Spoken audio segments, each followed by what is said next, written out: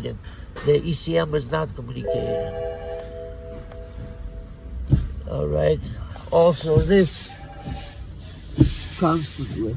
Oh, okay, no communications. ECM. All right, going under the hood. Obviously, there's water in the box as usual. Water. A lot of water. And they changed 3 computers, but they forgot there's another one.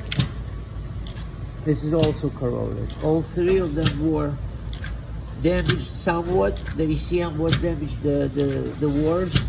Changed the ECM, no communication. So started looking for a problem.